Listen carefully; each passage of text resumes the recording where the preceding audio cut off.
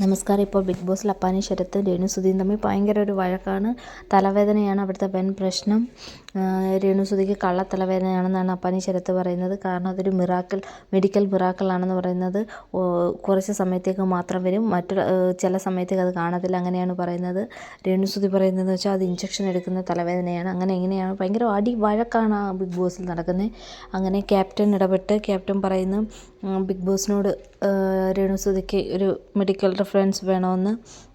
അങ്ങനെ പറഞ്ഞത് തീർന്നതിന് ശേഷം ഉടനെ ഷാനവാസ് ചോദിക്കും എന്തുകൊണ്ട് എനിക്ക് വന്ന തലവേദന പറഞ്ഞില്ല. അങ്ങനെ ഷാനവാസും ക്യാപ്റ്റനും തമ്മിൽ ഭയങ്കര അടി നടക്കുകയാണ്.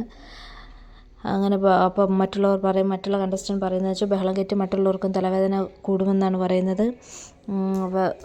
ബാക്കി ബിന്നി സെബാസ്റ്റ്യനൊക്കെ പറയുന്നത് അറ്റൻഷൻ സീക്കിങ്ങിന് വേണ്ടിയിട്ടാണ് ക്യാപ്റ്റൻ ഇങ്ങനെ കാണിക്കുന്നതെന്നാണ്.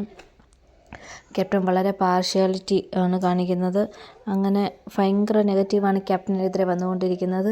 ഇതിപ്പോൾ അവിടുത്തെ ബിഗ് ബോസിൽ ഇപ്പോൾ റീസെൻ്റായിട്ട് തലവേദന ഒരു വൻ വിഷയമായിട്ട് മാറിയിരിക്കുകയാണ്.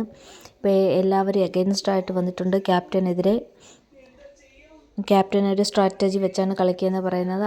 അറ്റൻഷൻ സീക്കിങ്ങിന് വേണ്ടിയിട്ടാണെന്നാണ് പറയുന്നത്.